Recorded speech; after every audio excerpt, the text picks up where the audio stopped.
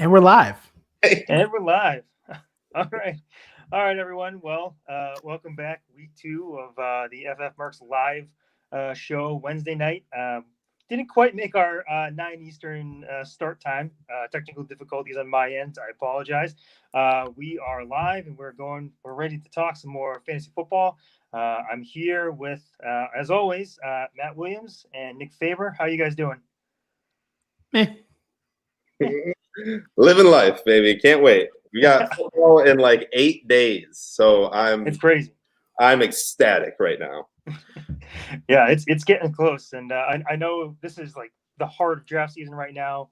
Everybody's in the middle of drafts, so that's actually what I think the main portion of the show is going to be tonight. Is we're going to look at some ADPs, kind of give you some breakdowns on guys in each round. I think that we would avoid, maybe some guys that we particularly like. But before we get into that, let's just roll through some quick news here, and then we'll get into it. Breaking news, pretty much right as we were trying to get the show going. Reports are coming in now. Leonard Fournette going to Tampa Bay. That's an interesting assignment, I guess. That definitely puts a hurt on a couple of guys that I think were lurking in some of those middle rounds as potential value running backs. Yeah, what do you guys think about this move? Do you think this really fits with Fournette and his skill set? What do we expect to see from Uncle Lenny down in Tampa? Nick, what do you got? Uncle Lenny. Uncle Lenny sounds like a guy who needs to be in Tampa. You know, a retired golfer. Uncle Lenny. You know, he always had a nickel behind your ear somehow when Uncle Lenny came around. I think he's going to be all right. I think he's gonna. It at first might start out as like a 3-headed monster. Fournette might not just step right in and in 8 days be the bell cow. I will be kind of shocked if that happens. So I'm not like jumping on Leonard Fournette in the first round, the second round, anything like that. But I actually just did a draft and got him in the 7th round just 2 days ago, pre-releasing. Nobody wanted him. Got him 5th pick, 7th round. I think we saw that his pass catching ability was tuned up last year with kind of an absurd amount of passes to him, something that I didn't think that he was going to be peppered with so many targets. And if he gets that amount of targets again in Tampa Bay with Tom Brady, who we know can throw to his running backs successfully, I think that's going to be a very helpful asset to his fantasy, stock, I guess. So I like him going there. I'm not in love with him being a top 10 running back, and I think that's just going to be due to a couple weeks of getting acclimated to Tampa Bay. But, man, down the stretch, Leonard Fournette might be the guy who's saving your fantasy team. I hate this. I only have one share of Fournette, and I hate all this. The best possible spot for Leonard Fournette was Jacksonville. And they desperately need a running back, and they probably should have just kept Fournette. I don't know. They should have made this move a long time ago if they were going to. But Tampa Bay, it's interesting to everybody. I mean, they tried. I know, but it's only interesting in Tampa Bay if he's the guy. But they have Keyshawn Vaughn, they have Ronald Jones. Bruce Arians doesn't like rolling with rookie running backs, so Keyshawn was probably not going to be a huge part anyway. But Ronald Jones just kind of sucks. But they keep saying that he keeps getting better. He keeps getting better. And he shows flashes here and there. But Fournette is obviously the best guy. But like Nick said, you're probably going to get some kind of form of a 3-headed monster, some like really annoying one, though. So, yes, I don't know what I do here. Right now, people were kind of getting him as a really great late second round value. You said you got him in the 7th? Yeah. Oh, yeah, I mean, so right now, I absolutely would not be interested in drafting him whatsoever. I would probably drop him down to maybe around past Melvin Gordon, like right around Mark Ingram, Devin Singletary, like that area where I'd be interested at all. Now, Nick, you had touched on, the targets he was seeing last year. And, a lot of the talk, too, for some of the people who were in the anti-Fournette camp before all this news was that, those weren't really high-value targets. Like, a lot of that was just, dump offs. And a lot of that was maybe due more to a lack of talent around him in the pass-catching group or maybe at the quarterback position.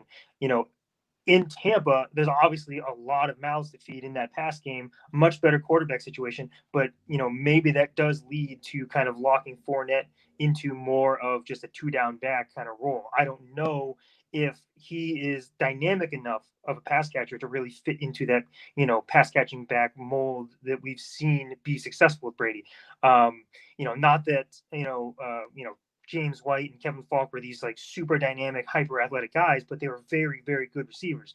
And I don't know if I see Fournette in that class. I don't know if that was really that's not what we really saw out of him in college. And really before last year, I don't think that's really what we saw. We didn't really see heavy involvement in the pass game before last year too, either for Fournette. But who in Tampa Bay is going to be better than him? I'm not expecting Ronald Jones, Keyshawn Vaughn to step in and be the pass catching back. And as much as Fournette might not be that, have the hands of Kevin Falk as James White, I think he's got the best hands on Tampa Bay in the backfield, unless you want to like try to start putting Dare in there. But he's going to be a cap casual. He's going to be a roster cut. I don't know. I'm just saying Leonard Fournette, he's probably got the best hands in Tampa Bay. As much as he might not be the successful receiving running back like Tom Brady's used to, better than nothing, in my opinion. He's going to be the guy out there. Okay. Real quick on the other side, any interest now in Armstead or Ozigbo over in Jacksonville? No. Zero interest. I'm not going to sit here and say Raquel Armstead's going to be the main guy, and Chris Thompson's going to be injured by week 2. So, depends on how deep my league is. Yeah, sure, I'll take a flyer on him if I got like a 30-man roster. Where do you think they're going to jump up to, though? Who would you rather have, like Matt Breida or like one of the Miami guys, Jordan Howard or Matt Breida, or Raquel Armstead? I think I'd rather have Breida. Yeah, how far would they have to? I assume they'll be getting taken ahead of where they should. Like, you'd have to be down to like carry on. I guess at that point, maybe you take a flyer. It would depend, I guess, on roster construction, but overall, no, thank you. On Raquel, maybe I'm just sitting here on an island, but I don't like. I'm not saying that I'm like. No, this is assuming we find out that one of them will have the job. At this point, they're absolutely worthless. I wouldn't even be that interested if one of them was named. See, I disagree. So if Raquel is a very sneaky running back who I liked a lot coming out of college. I played on a smaller school. He didn't get a lot of recognition coming out of NCAA. So it's fun to see him get this opportunity. It truly is. I got to see him at the Senior Bowl, and he was dynamic. I'm telling you, this guy's going to be okay. I don't know if he's going to be great or anything of that nature, but I think he's got a better opportunity.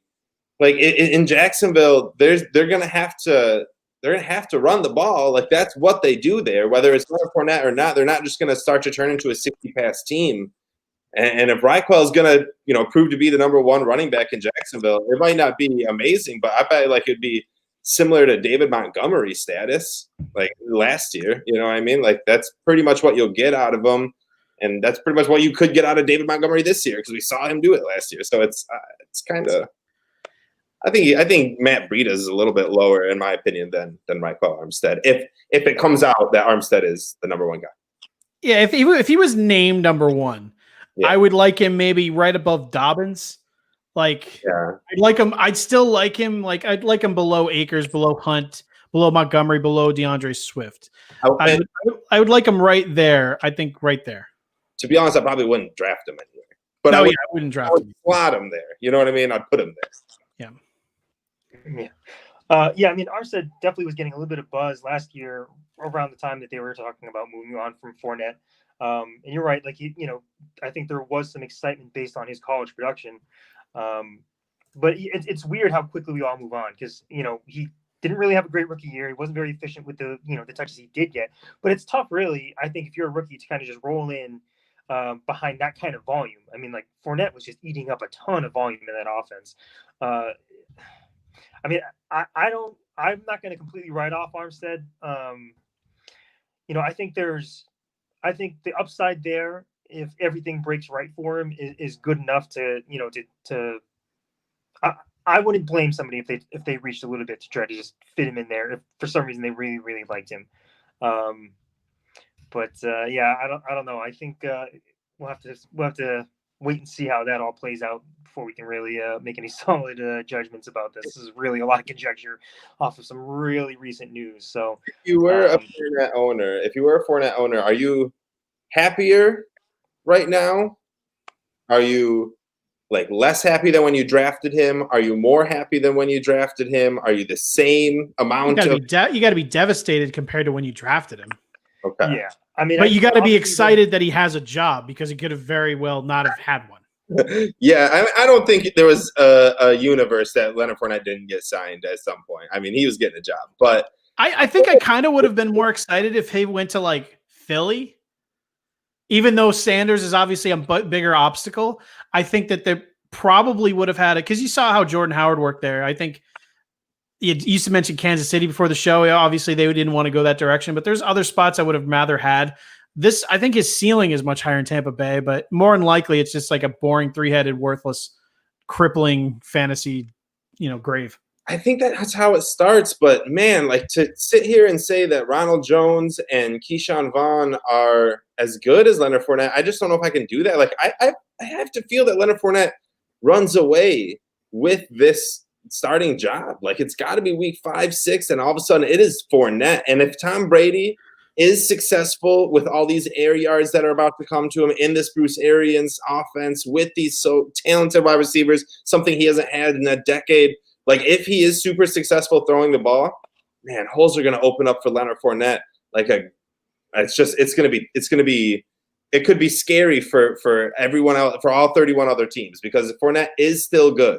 He is a good running back. And given an offense that is better than Gardner Minshew or Blake Bortles, the only 2 quarterbacks he's played with, you give him an actual quarterback who can drive defenses backwards rather than move them forwards. Oh, I feel like the sky is the limit. I would be a little bit happier with Tampa Bay than Jacksonville. Even if the volume goes down, ceiling goes up. Floor may go down, but ceiling goes up in my opinion. Yeah, I think definitely volume is a concern at this point. But, a lot of the Fournette narrative for fantasy was going to be, built into it was, some positive touchdown regression, coming his way. That's still in play here. I mean, there's going to be a lot of red zone opportunity in Tampa. And you're right, Nick, this isn't even close to being, you can't compare the other offensive, groupings he's been in to this Tampa. I mean, this Tampa team, like the only thing that he's come close to seeing this much talent is when he was at the Pro Bowl and, was playing with other, top line guys. But yeah, I think if you're just looking at, maybe from like a best ball standpoint or, just looking at, touchdown equity, this is a good sign for Fournette, but, volume definitely takes a bit of a hit. I don't know. I mean, I could talk about Fournette all day. I really could too. Like, I think a lot. By the way, he's probably a great target for any you crazy zero running back kids out there who just want to acquire a running back like via trade. You Right. probably want to go take a stab at the owner if they already have drafted and maybe try to get him on the cheap. Like if we're always like Fournette, he needs the volume. He needs to have these many rushes. That's the kind of running back he is. Well, maybe he was just that kind of running back who needed a ton of volume so he could break one runoff because he had to face 6, 7, 8 guys multiple times every time he touched the ball. And that's why they started to get him out in the passing game to try to get him more in open space. I truly think that this whole offense is going to change the Leonard Fournette narrative. And people are going to start to be like, man, remember when Leonard Fournette was just the north and south running back? And it's like, yeah, because he was on the worst team known to man, and they had to have him just run the ball north and south to save Blake Bortles' ass time and time and time again. That's how they won. That's what it was. Blake Bortles was so bad, you needed Fournette to run the ball 30 times. It's not that way anymore. I think he can get more done with 20 to 25 touches rather than 25 to 30 touches in this offense. I think it's going to change the narrative. I truly, truly do.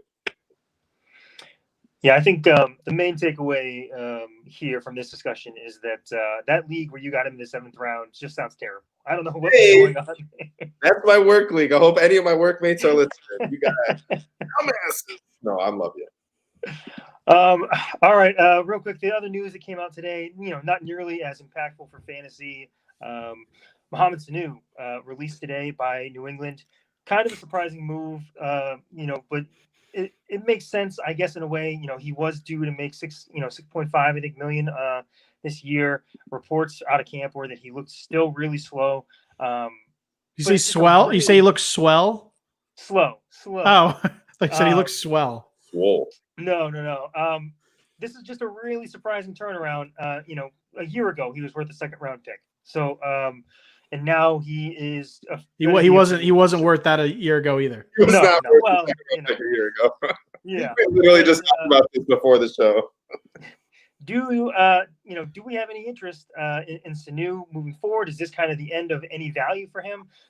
Do we think this is a bump up for N'Keal Harry or any of the other Patriots receivers? Does this hurt your valuation of Cam Newton at all? Yeah, it's a big bump up for N'Keal. For anyone who still believes in him, I don't. At least in terms of how other people are valuing him. But yeah, it's certainly a bump up there. I just laugh all day. This is barely news to anybody, but what they traded the draft pick to Atlanta to get Sanu. Atlanta turned that into Hayden Hurst, and Baltimore turned the pick into J.K. Dobbins. And man, I think that New England would really like either of those players right now. It's just a horrible thing. But yeah, Sanu, he can come over to Green Bay. There's so many landing spots for him where he will still have plenty of value. To be honest, if a team that truly needs him signs him, I would rather have Sanu than N'Keal Harry where he is. I do not agree with this. Sanu being literally free. I don't know where you want to place Sanu to tell me that he's going to be a better option than N'Keal Harry right now, but I don't believe in it. There was no Mohamed Sanu was not worth more than a 4th round pick, 5th round pick last year. There was no reason that trade should have ever happened, which is weird. New England, not known for doing bad trades, but it happens. They got schooled. Mohamed Sanu being released does bump up N'Keal Harry a little bit, but I don't really think it not too much. He was going to get what he was going to get. Whether it's good or bad, I don't think that's going to change via Sanu. I think Jacoby Myers gets a little bit of a bump up, and if he gains more trust quickly with Cam Newton, then there's a possibility. But I'm not buying into Cam Newton as a quarterback. Cam Newton is not a good NFL quarterback anymore. His best asset was his legs. His legs are gone.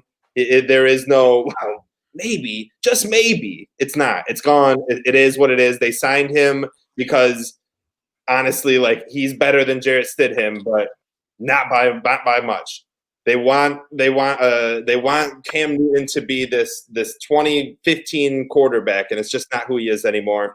So unfortunately, I don't have faith in anyone on New England this year. I will not be drafting anyone except for Sony Michel, Damian Harris, depending on where they fall. It's the only people you should own in New England. They're going to be a defensive, run, bad passing offense this year. It's going to be terrible. I should clarify that I didn't really insinuate. I didn't mean to insinuate. I thought Sanu would be good. It's more if you have to draft Harry and he's going around Paris Campbell, Curtis Samuel, Mike Williams, Robbie Anderson. I'd rather draft someone else, and I would rather not take him at all. I would rather not invest anything. And if you just need a wide receiver, I'd rather just pick Sanu. Like if Sanu went to Green Bay, and he was their number 2 wide receiver, which he would be. I would much rather have that for free off the waiver wire, sitting on my bench and seeing what happens, rather than invest a pick that high in N'Keal Harry. I mean, I'm not investing in the New England offense in any position. Yeah. I mean, don't invest in it. But N'Keal Harry's not falling. But speaking of Green Bay wide receiver number 2, man, MVS, eh? Yeah, it's a trap. Don't do it. Yeah, I think everybody had their fun playing, Green Bay wide receiver 2 roulette last year. Definitely some cooler heads have prevailed. I don't know. I think the narrative has led us to Lazard being locked in as the wide receiver 2 there, correct? The wide receiver 2 is Aaron Jones. Well, and then who is the God, I'm blanking on the name, but who is the guy that supposedly is now going to be the starting tight end over Sternberger? Robert Tonyan. Tonyan, yes, thank you. Sorry. He's the wide receiver 3. This just leads us directly into the other ongoing Green Bay trap, which is the Green Bay fantasy relevant tight end. It's a unicorn that has been rarely spotted. I don't know. Are we all giving up on Green Bay wide receiver too? Like, is it just one bad year and we're done with it? I'm Alan Lazard is not that good. Alan Lazard. I enjoyed the novelty of it. Yeah. As him stepping in when we had no one else. But if he's your actual wide receiver too, you're screwed. He's very, very flawed. And no, he will not be good as the wide receiver too. He's not as good as the cornerback too on most teams. That is a problem. And yeah, if I had to invest anything, I probably would go MVS. If, maybe even go with, St. Brown. Again, the same Sanu thing. I would rather pay nothing and take a flyer than invest in Lazard. I've taken a couple shares of Lazard. I like him. Watch out. Big year. Well, I guess it depends on your draft. Where I've seen him go, it's a pass. But I guess that all depends on where that happens to be. That's the problem with though, is like it seems like in every draft room there's one if not two people that are willing to take that, Right now he's going right with Preston Williams, and he's going rounds in front of like John Brown, Paris Campbell, the guys we were talking about before. He's just rounds and rounds in front of them. Paris Campbell, man, you got to get his name out of your mouth. It's Michael Pittman. You need to put it back in. Season, bro. The Pittman season is coming up, boys. He's getting first team rep. Campbell's got a concussion. Pascal's got a hammy or whatever it is. It is the Michael Pittman show, boys. Welcome to it. Get him in your late round flyers. Telling you. That's going to be the rookie standout receiver, and people are going to be like, what? Who? Michael Pittman? Watch out. The running back? The running back? We got pause in the chat. I'm not really sure why. Oh, we're talking about the inappropriate thing I just said. All right. Well, yeah, let's just pretend that never happened. All right. We're through the news here. Let's get really into what we came here to talk about. Let's start looking at some of these ADPs. I think we had discussed and agreed that we would just kind of skip through the first 5 rounds. I mean, that's all pretty straightforward stuff, although, some of the values are going to change. But we are looking right now, or at least I am looking right now at the ADPs for 12-team full PPR, 1 quarterback redraft leagues. That's what we're talking about. I think that's the most, that's going to cover the most bases for people that are going to listen here. So let's get right into it. So round 5, we're looking at starting somewhere in the neighborhood of Marquise Brown going down to Rob Gronkowski. Do we have anybody in this area that we really are going to strongly avoid? Is there anybody in here that really stands out as somebody that we really want to target? I have that at like the 6th round. Just to make sure we're all on the same page here. Yeah, we skipped over the first 5. We're into the 6th. Oh, we're skipping the 5. Okay, cool. Yes. Yeah. Sorry. Cool. So 6th round, huh? Yeah. So I'm looking right now at like I said, we're in the Marquise Brown at 61 to Rob Gronkowski at 72. Yeah. I'll tell you right now, man, I'm trying to get Hollywood anywhere I can. Hollywood, of all these guys, is the guy that I am trying to target. Like, I'm avoiding AJ Green. I'm avoiding Devontae Parker. I'm avoiding Stephon Diggs. I'm avoiding DeAndre Swift. I'm not really trying to get David Montgomery. Unless you're going to go and, unless you have a huge gut feeling on Kyler Murray and you need to get him here in the 6th round, I think Hollywood's like the he's the top of the list, and there's a reason for it. His ceiling is so high this year. It's unbelievable, in my opinion. Yeah, I mean, there's a few guys here. It's an interesting round for wide receivers because most of the guys going right now could theoretically be a wide receiver 1. Hollywood, definitely, I agree with Nick. He's way up there. He could literally be like maybe a 2nd round type talent. I think he has that in him. But then you also have Stephon Diggs, where if he could catch some bombs there with Josh Allen, this requires Josh Allen to take a step ahead, which I don't think he would. He could do it. Devontae Parker, we know he can. We've seen it. Will Fuller, I don't know if we're really including him here, but he's right at kind of the tail end of the 6th round. He is someone else that obviously has the ceiling. So, yeah, I mean, standouts in general, it's a good spot to grab a wide receiver, and it's the definite reason you want to leave the first 3 or 4 rounds with 3 running backs because of rounds like this. You can grab someone that could very easily end up being a 2nd round value. Yeah, I think I'm pretty much on the same page with you guys about Brown. And the thing too that stands out about Brown here is, with Parker and AJ Green, who's also in that same group, and Fuller, like you mentioned, you don't have that injury history with Brown that we have with some of those guys. A lot of people have been burned by Fuller and Green in the past. Devontae Parker, while he did look really good last year, he's going to have to contend, potentially, in theory, with a full season of Preston Williams in that offense. Um, you know, Diggs has his own issues, like you mentioned, tied to his quarterback. We talked a lot about Diggs last week, but yeah, I think if you're looking at a receiver in this range, so if you've loaded up on some running backs early, maybe you hopped on, one of the top tier tight ends as well, and you want to get some depth into a three receiver, league. Brown's I think the top target here. As far as guys here that I don't want any part of, I still don't understand why Gronkowski is going as high as he does. This is really just a big name recognition thing. Especially when you go down a little bit more. Well, until further notice, he still has two other tight ends that he really has to contend with, because I know Brady loves Gronkowski and therefore he's going to be out there, but it's not like it's not like the other two guys are just going to disappear. They have yet to move him off the roster. There are a lot of mouths to feed there, and I really even in a reduced role, I don't think Gronkowski can play a full season. Yep. In what universe should he be going 3 rounds in front of Hunter Henry? Yeah, that's what I was going to say is, even if you scroll down a little bit more, just looking at the tight ends, like the guys right after him, Evan Engram, I'd rather have. Hayden Hurst, I'd rather have. Higbee, I'd rather have. Hunter Henry, I'd rather have. I don't know. I don't see the value in reaching. I'd rather have Gesicki, because I think that he actually has more guaranteed work. Yeah. I'd rather have Austin Hooper than Rob Gronkowski this year. And that's tough, but I would. Like, I don't. How are we going to believe that?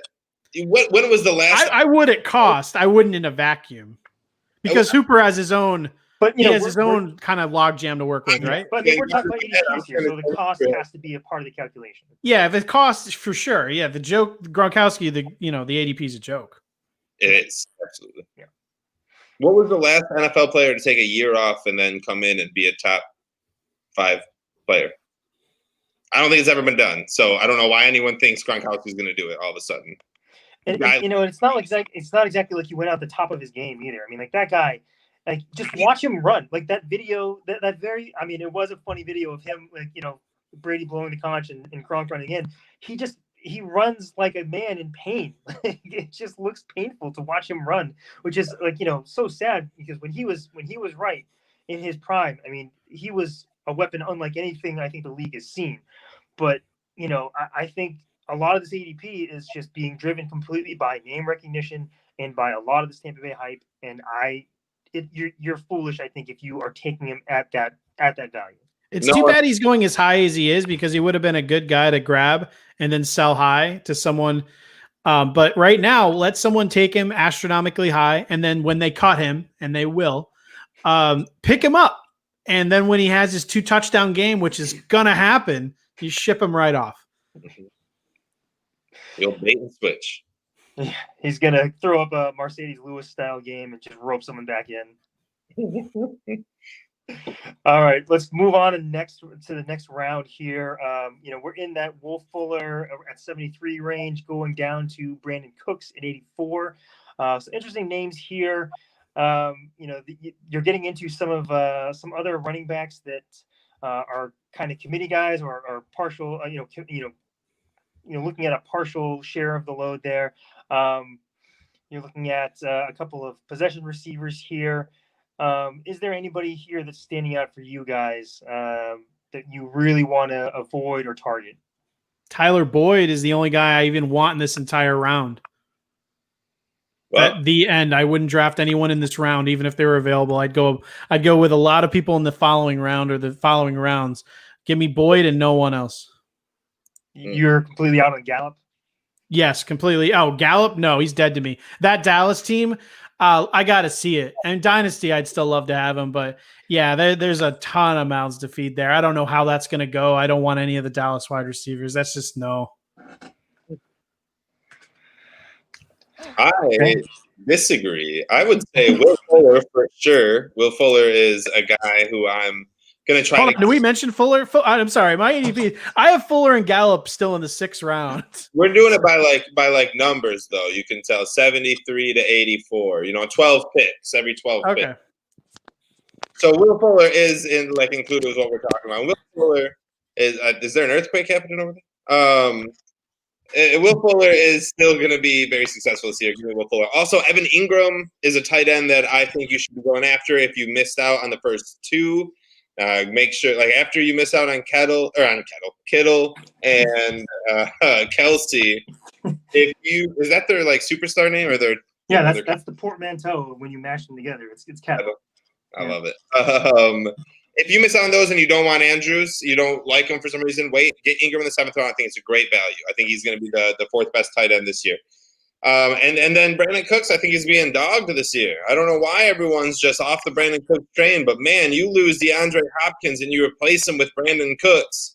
He might not be as good as DeAndre Hopkins, but he's going to get a ton of value. And once Will Fuller pulls a hammy in week 3, it's going to be Cooks and Stills, and that's just dirty. It's just Cooks going in the late 7th round. That's gross. He's gonna be a great value. He might not be top 5 wide receiver, but he'll be a top 15 wide receiver, and he's being drafted and not as one.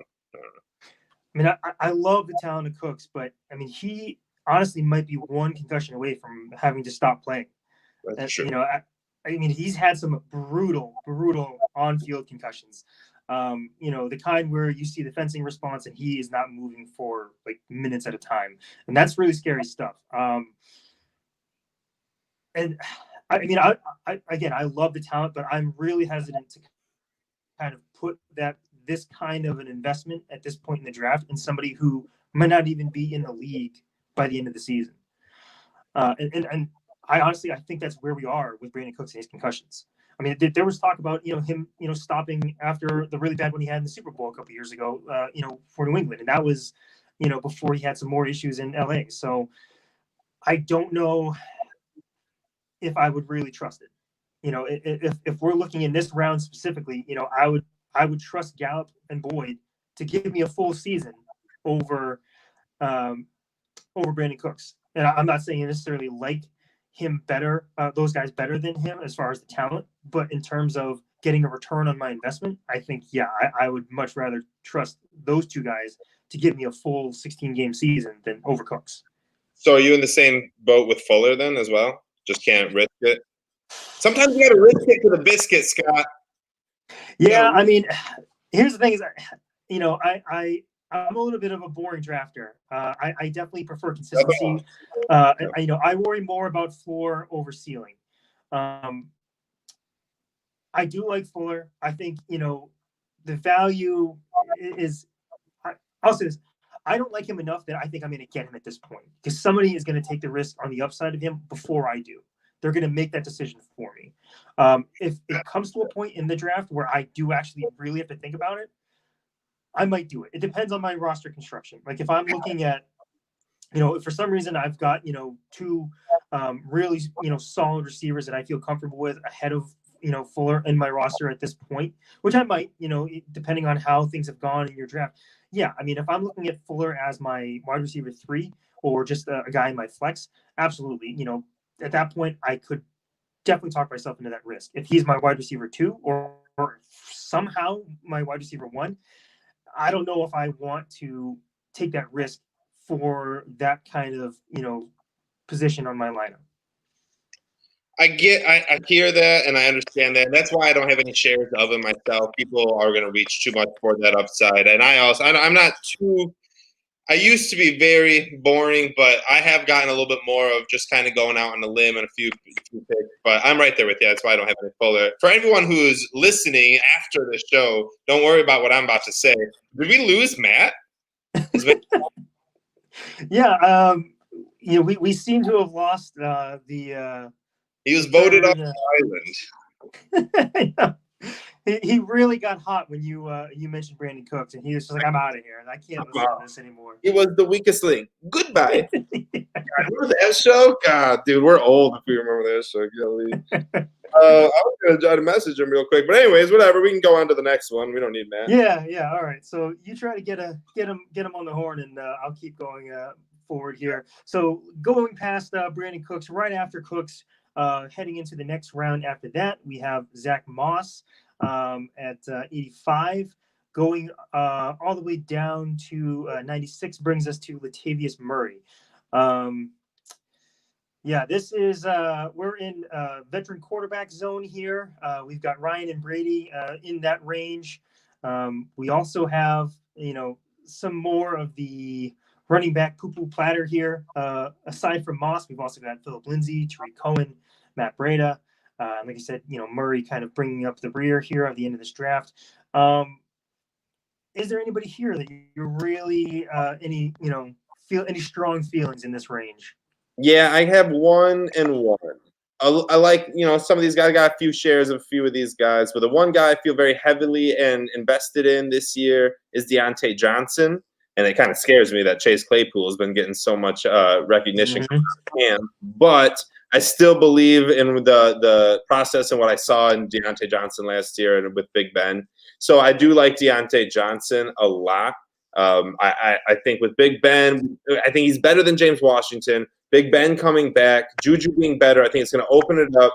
And Deontay is basically going to be able to step in and be like a very, very big fantasy asset. I don't know NFL, I don't know how it's going to come. There'll be drops and whatnot, but fantasy-wise, I think he's going to be a big asset. And the one guy that, for me, that I'm avoiding is CeeDee Lamb in this pick. I like CeeDee Lamb a lot. Like I do. I think he's great. I think he's better than Jerry Jeudy when it comes to being an actual NFL wide receiver and what they're going to be able to do in the NFL. But I just can't. I can't take it with CeeDee Lamb. Not right now. Yeah, I kind of agree with you on Lamb. I don't know if he. I mean, I really like the talent. I like the opportunity he has to work with Dak, who is a very good quarterback. But yeah, between having to deal with Cooper and Gallup, ahead of him, they're going to run the ball quite a bit there with Zeke and Pollard. It's a tough offense to kind of be the fifth option. Yeah, I mean, fourth option, but yeah, I get it's tough that you're the fourth option on a team that's going to run it heavily. Like they're not going to just rely on Zeke, but they're going to push it with Zeke. That's what they do. And he opened up in the passing game last year as well. Yeah. So I think for me, if I'm sitting here in this part of the draft, if I need a receiver, again, I'm a little boring, but I like Jarvis Landry. The guy is just a consistent top 20 wide receiver every year. Just quietly does it. Not a flashy guy, but he just goes out there and gives you solid production. No real injury issues with him. He doesn't have the soft tissue stuff and some of the mental stuff that his teammate Beckham has. He's just a consistent guy. If I need a running back here, I actually do like Cohen. I kind of keep talking myself a little bit more into Tariq Cohen. It's really actually more just kind of talking myself out of Montgomery. We had the news break, I think, officially after our show last week that, Montgomery, as far as his timeline, it was announced that it was going to be 2 to 4 weeks, which kind of puts him in that range where week 1 is a little in question. And there was a lot of talk about, the nature of the injury. Is this something that's going to linger? And I think that was where a lot of the consensus had landed, was that this is a concern, not just for those, the 2 to 4 weeks that he might miss, as far as being, maybe 2, maybe 3, maybe 4, maybe even 5. But if he does come back, how much he's going to be affected moving forward. And I was looking really at some of the efficiency, and Chicago last year was terrible in terms of their efficiency rushing the ball.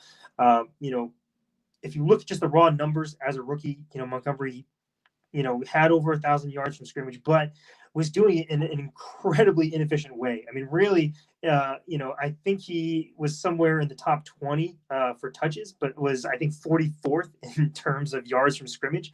If you actually look at his yards per touch, he was, I think, right at 4.0. And I think the only person that was in the top 50 of yards from scrimmage that was close to that was Sonny Michel.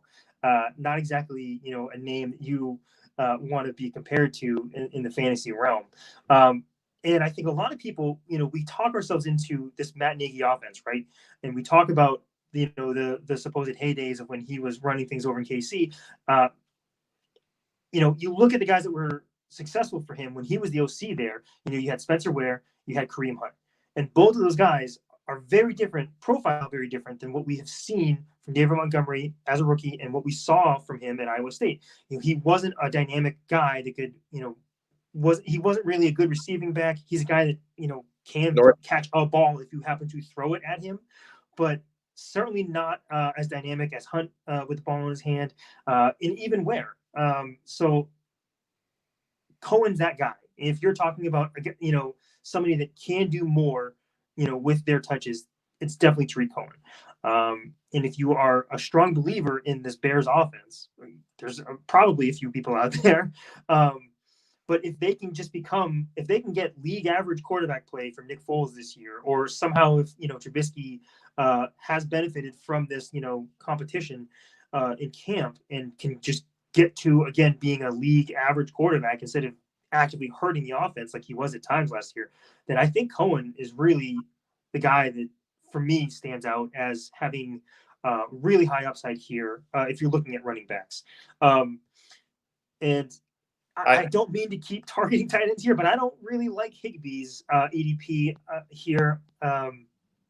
If you really are desperate for a tight end, maybe you can talk yourself into it, but I think people are really kind of just forgetting about Gerald Everett.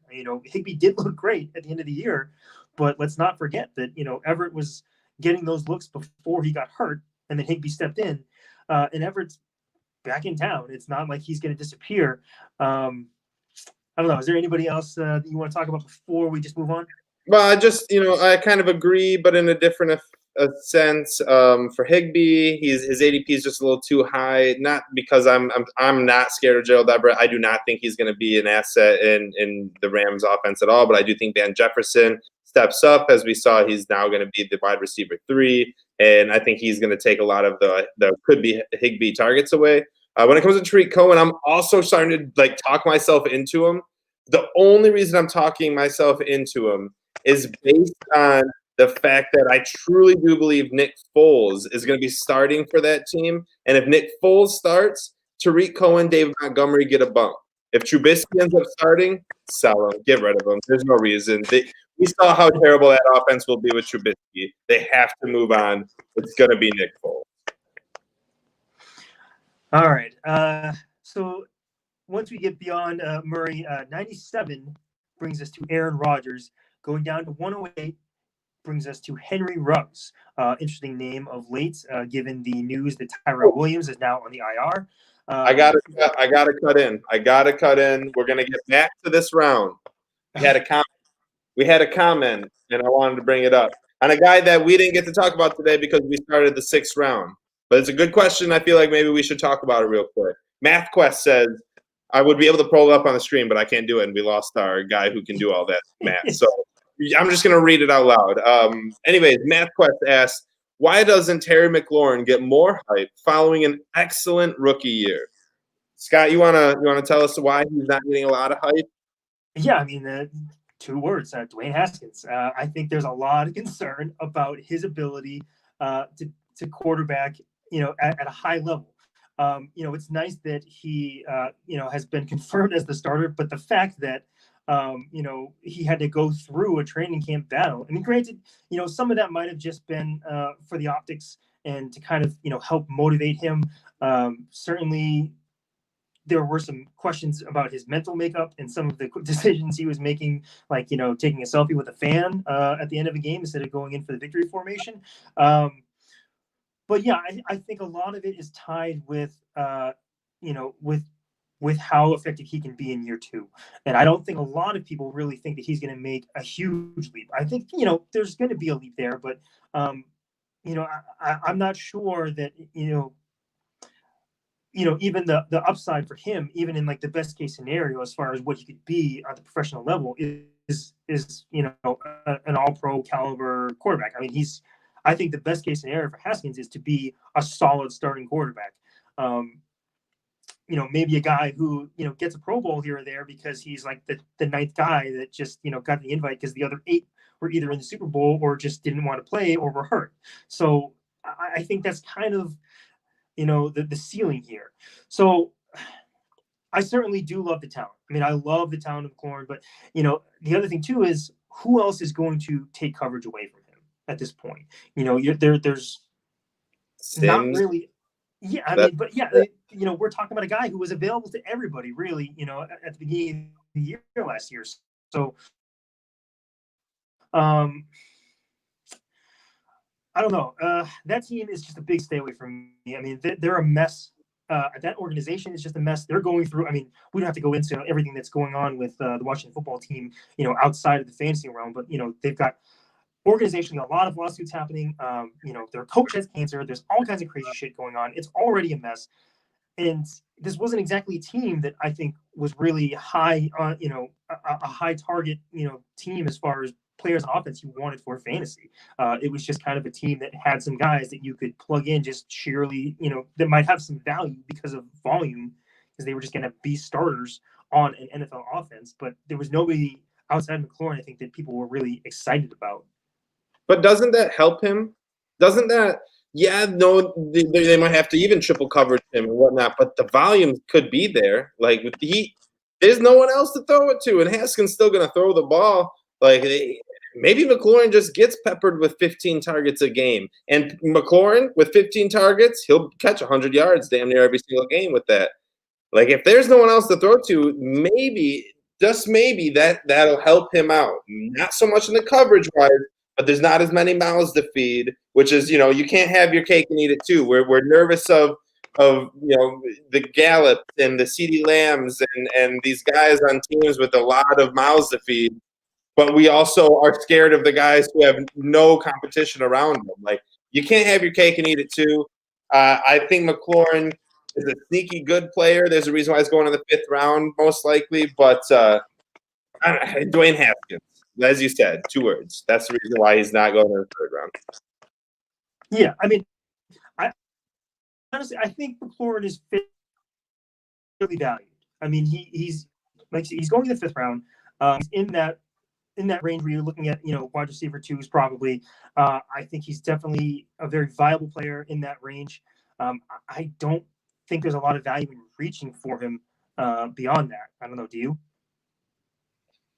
Not with if Case Keenum was starting 16 games, yes. With Dwayne Haskins, no. What if Alex Smith starts one of those games? God, listen, I think everybody respects the hell out of Alex Smith as a person. As a player, I think he kind of got a raw deal for a few years and was able to kind of get control of some offenses that tailored to his skill sets a little bit better than early in his career. What a journey. I mean, the story would be great, right? Like if he somehow, got a start in a nationally televised game this year because Haskins was hurt and Keenum, somehow got hurt too, or maybe, Smith even just beats him.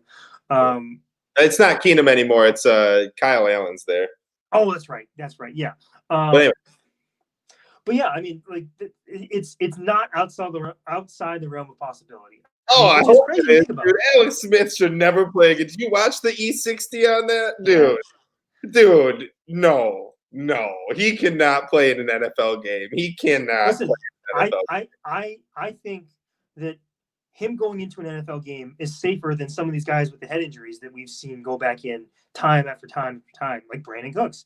Like Trent Green was a guy at the end of his career where like everybody knew like one hit was going to end his career, and not just that, but affect potentially, his long-term health outside of the game. But Alex Smith might have to amputate a leg if he gets hit once, and they do not have a good offensive line. Washington, do not send in Alex Smith. Isn't Washington the weirdest team? Like, Alex Smith, Jude, you just want to root for him. You want Alex Smith. Ron Rivera just came out with cancer. You know what I mean? Like, you want to root for him. Like, and before that, like, I loved Ron Rivera. I thought he was a fun coach. He was great. Like, I loved Ron Rivera. Dan Snyder, you do not love him. You do not want to root for him. The articles coming out for this team is disgusting. Like, it's so weird. It's such a juxtaposition between, like, there's a huge evil going on throughout the Washington, office. But then they got these guys like Alex Smith and Ron Rivera and like they're known for like Sean Taylor and these guys that you're just like your heart goes like you love these guys. Like these are guys I'm a Lions fan and I'll buy these jerseys, you know what I mean? But then if you look at the front, it's such a black and white, man. I tell you, it's a weird team. It's a weird team. Now they don't even have a name. Yeah, I mean, I'll say this: I really, really respect Washington fans. And like I don't know if you remember, but like the narrative when the Nationals moved down to there was like, well, who's going to root for this team? Like, no, who's got ties? Because like a lot of the talk is like, well, like the whole Washington area is just a lot of transplants and are people that don't really want to just root for to the local team. They're going to root for their team that they had before they moved. But Washington, they've got a great history. You talk about some of like the greatest names, in their franchise are line up with some of the greatest names in the history of the NFL. And they're a team that just if you're a fan of them, why do you root for them? Like there's no reason that you should be rooting for them because it's just you've gotten nothing from this team and that owner. I mean, I don't even want to dignify him by saying his name, but he has got to be one of the worst owners I've seen in my lifetime in sports, let alone in the NFL right now.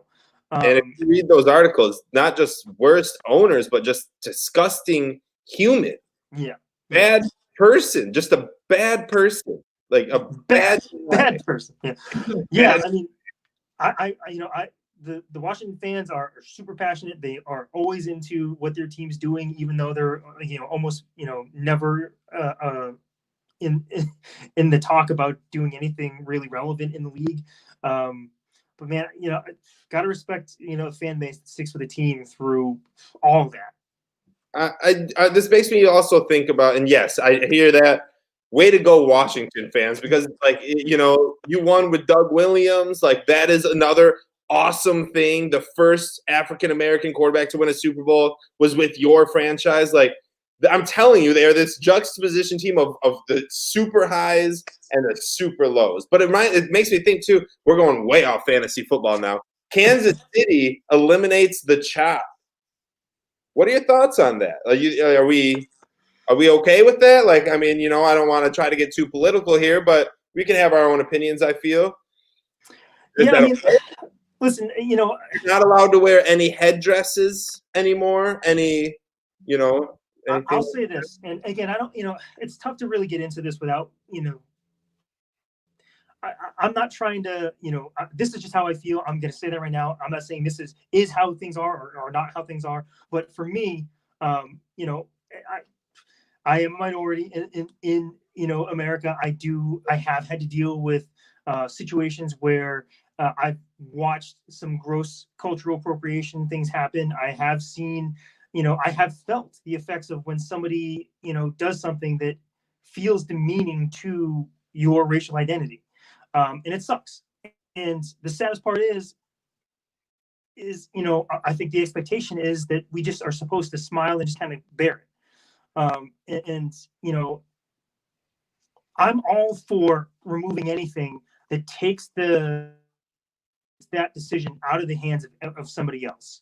Right. So like, let's say you happen to be a Native American and you happen to be a fan of the Redskins and you happen to not like some of the stuff that they were doing and some of, the stuff with, the Braves were doing with the chop or the Chiefs doing the chop, or, what Cleveland was doing, with like the drums and all that stuff. If you were a fan who just kind of had to sit there and smile and grin and bear it, and that's removed from you now, that's great, because you know what? Guess what? Like, it's not like it ruins the experience for fans. Like, yes, there's going to be a vocal minority of fans who say like, well, this is part of what we've always done, and blah blah blah blah. That, by the way, is always the stupidest argument for things. Like, this is what we've always done. As soon as you say that, like that's the equivalent of like, because I said so. Like, as soon as you drop that as a point in your argument, you kind of have lost. But really, like, the average fan is not affected at all by that being gone, and the fan that does affect probably feels great about that not being a thing they just have to silently take anymore. I mean, that's just my general take on the situation.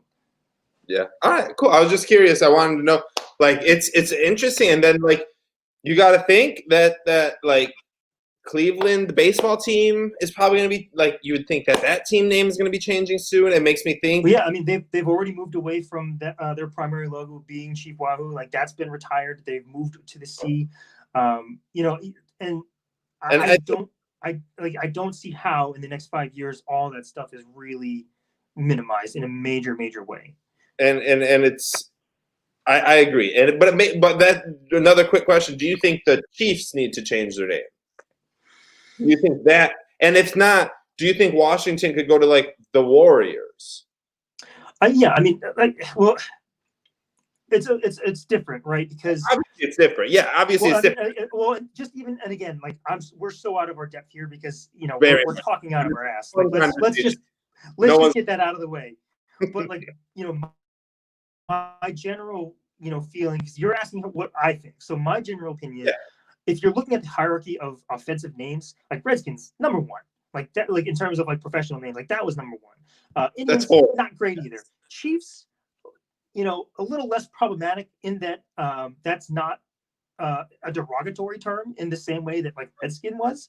Right. But there's still quite a bit of appropriation going on there. So I mean, it's still slightly problematic. I don't think that. I mean, there's a reason there hasn't been as many calls for Kansas City to change that name as there was for Washington to change theirs, right? But yeah, I mean, like, there's still a gross element to it. It's tough. It's tough.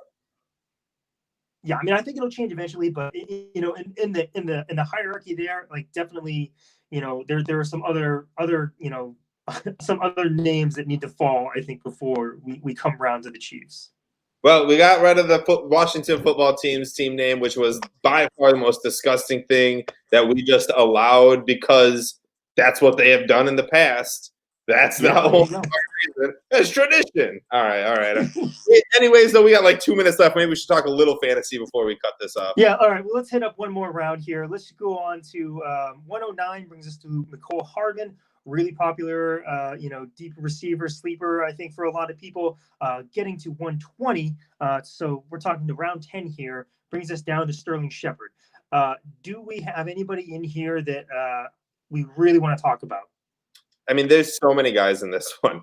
And honestly, Mecole Hardman, I've got probably 9 times out of 10 this year. Matt Stafford, I've probably got 8 out of 10 times this year. A.J. Dillon has been falling to my last pick in every single draft, and I'll gladly take him because he's one Aaron Jones injury away from being the guy. And Jamal Williams will probably be a cap casualty if I had to guess. Darius Slayton or Sterling Shepard, if not both, could be very successful in New York. I love everyone in this round. I want to draft all of those guys. I want to avoid Jerry Jeudy because I don't know about rookie receivers this year. I just don't know about them. I can't buy it. I was gonna say, is that more the rookie receiver or is that an indictment of Locke? Wait, say that again. Is that more because he's a rookie, or was that more of an indictment of Locke? But I mean, you said it was more of the rookie aspect of it. Yes, yeah, that's exactly it. Yeah. Okay, yeah. Well, I mean, let's stick directly in this round here. Of those 2 Giants receivers, who would you rather have, Slayton or Shepard? That's been the tough question. If you would have asked me in March, I would have said Shepard. If you would have asked me in June, I probably still would have said Shepard. Now that draft season is upon us, though, that ceiling of Slayton just seems so much better at that late of a pick. I'm gonna take Slayton, but I honestly don't. I think if you're a floor drafter, you'll draft Shepard, and I think that's fair and okay. If you're a ceiling drafter, you'll draft Slayton. I think that's fair and that's okay. Getting both of them, you might be causing yourself a few headaches down the line. You're just going to have to pick one of them and hope that you pick right. And if you pick wrong, it is what it is. The last 9 picks of your fantasy draft, probably 2 of them will be on your team to end the year. All these guys are just being drafted to be droppable guys. It doesn't matter who it is. They will be dropped, and another guy will be added. You might find 1, maybe 2 diamonds in the rough, but these guys aren't going to matter. So just take your shot. Don't try to double down. Get one of them. I'll go Slayton. Okay. So real quick here in this round, we've got, I think, the first defense on the board coming off at 110, San Francisco. Don't be the first guy to take a defense. Just don't do it. We have 2 quarterbacks in this range here. We got Wentz and Stafford. I don't even think I love Stafford way more than Wentz at this value. Stafford, I think, higher ceiling in terms of his skills. Also, the injuries with Wentz just keep racking up. And, not to say that Stafford's the most healthy guy, but there's been some odder, injuries with Stafford. There's not as much of the soft tissue stuff with Stafford. A broken back is just kind of a fluky thing. But I really like the weapons that, Detroit has, especially now. Rager potentially going to be out for some time for Wentz. Their receiver situation is real dicey. As much as we all love Sanders, and I really like Boston Scott, and everybody loves Ertz and Goddard. As a duo, the weapons there, maybe aren't as good as we want them to be. So I think between those 2 quarterbacks, definitely much rather have Stafford. I think in this round, between those 2 Giants receivers, I'd rather have Slayton. We've reached the point where I think I would prefer the ceiling over the floor. And I think Slayton, I would much rather have the ceiling of Slayton in this round over the floor of Shepard, especially since Shepard, who knows if he's going to play a full season. Yeah, I mean, that's another thing is the injury concerns come up with that. But it's a Giants, it's a late round, whatever. Take your stab if you think Shepard breaks out. I mean, Keenan Allen was injured for a few years before he broke out. So just we'll take your gut. My gut for Slayton. All right. I think we're going to end it here, right? We've crossed the hour threshold. Matt's still in the corner thinking about what he did. I don't think we're going to actually even be able to end this show. I think Matt is the only one who can end this show. Oh no. I think we're both just gonna pop off, and it's just gonna be FFMercs live until Matt, figures out what's going on. He did update everyone just so everyone knows he is safe and okay. The power went out on the whole block in Matt's neighborhood, so that's why he's off. But I don't think we have a way to close the stream. So at some point, we're just gonna hop off. I'm pretty positive.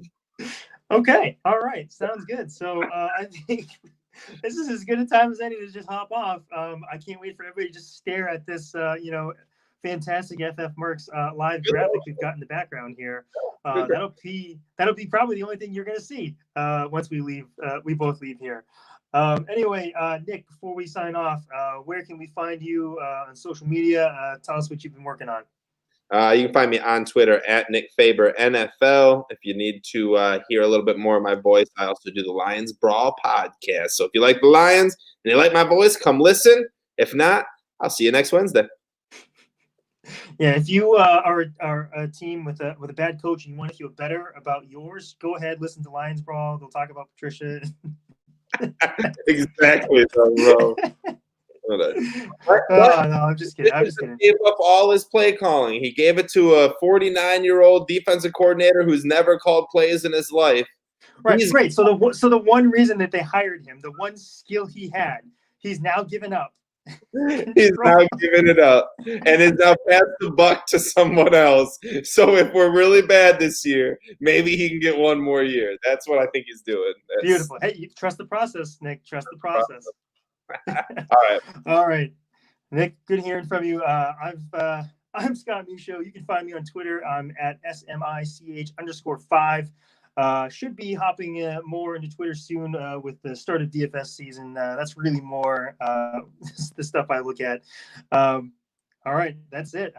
Thanks for joining. If you managed to get through the technical difficulties in the late start, and then one of our hosts just bailing on us, we appreciate everybody that tuned in.